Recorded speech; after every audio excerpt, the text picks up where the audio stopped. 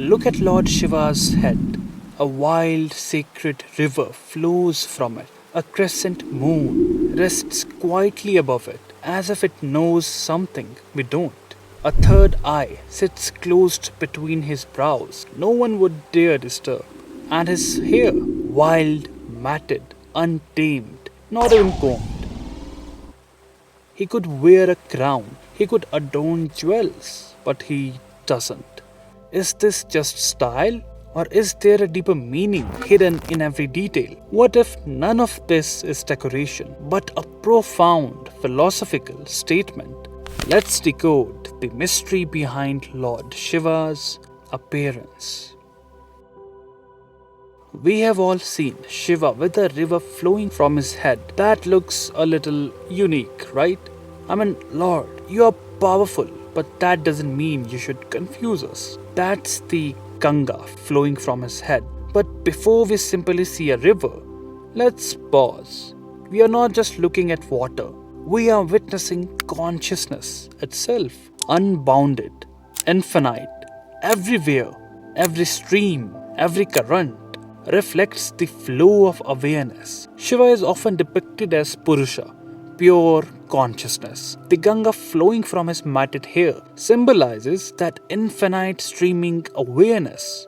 According to the Puranas, Shiva held Ganga in his matted locks, his jata, to soften her immense destructive force as she descended from heaven to earth. He stopped an entire river with his hair, just hair. That's some serious hair strength. I still want to know what oil he uses. Now comes the decoding. Ganga emerges from him. In the Vedic understanding of Brahman, ultimate reality is everywhere. Inside you, outside you, not limited by form. Similarly, Shiva's consciousness is not confined to his body. It is universal. But why show it as a river? Many mystics describes the anhatanada, the unstruck sound, a vibration without beginning or end, not produced by collision, but simply existing. Some describe it like a river that never pauses, just like Ganga flowing from Shiva's head. This inner vibration is experienced when the mind becomes quiet. It feels like a subtle current flowing from the head to the heart, like wind moving through a flute, like an ocean humming within. People say sins are washed away in the Ganga, but what kind of sins? How can water remove them? When you recognize consciousness, when you realize you are not merely the body, but Brahman itself, ignorance dissolves. That is the cleansing. That is the symbolism of the river. Now look at the matted hair. Not styled, not shaped, not arranged, just raw, tangled locks. Why no crown? No polished elegance. Other deities wear jewels and ornate headpieces, but Shiva chooses raw jata. Why? Because jata, matted hair, is not manufactured. It grows as it grows, untouched, unconditioned. It represents raw existence. Consciousness too is not decorated, not modified, not improved. It simply is. Now look at the moon. It is not a full moon. It is a crescent, a waxing crescent. He can hold a river. He could wear a full moon if he wanted, but he chooses a subtle curve of light. The waxing crescent appears after total darkness. It is the first returning light, not fullness, emergence.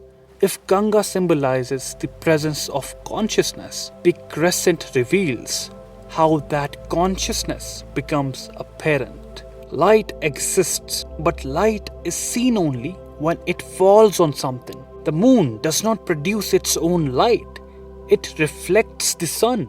Similarly, the mind does not produce consciousness. It reflects awareness. The crescent resting on his head suggests that the mind rests under consciousness. New moon is dissolution, total darkness.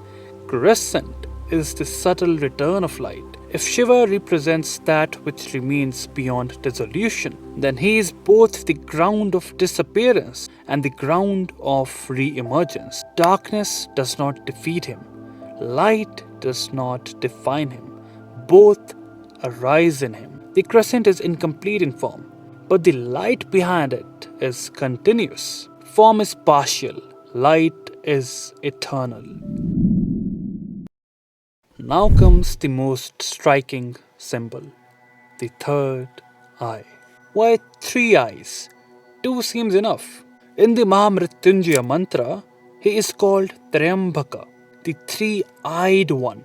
He burns Kamdev with this eye. But pause. If destruction were the goal, he already has the Trishul. Why an eye? Because the third eye is not an organ, it is insight. Two eyes see objects, the third eye sees truth. Two eyes operate horizontally, perceiving form and movement. The third eye turns inward. It does not destroy the world, it destroys illusion. Not illusion as in nothing exists. The world exists in experience, but compared to Brahman, it is temporary and conditioned. When truth is seen clearly, illusion cannot survive. That is the burning. The fire of the third eye is the fire of realization. It sees beyond desire, beyond time, beyond power, beyond material layers. It sees the untouched Brahman, the substratum of all existence. And this is important. The third eye is not exclusive to Shiva as a character. It represents awakened awareness within us. When awareness turns inward and recognizes its own source, that is the opening of the third eye. So, this was just the head of Lord Shiva. Look at how much it revealed. If the symbols on his head alone unfold this depth of consciousness, imagine what the poison in his throat represents.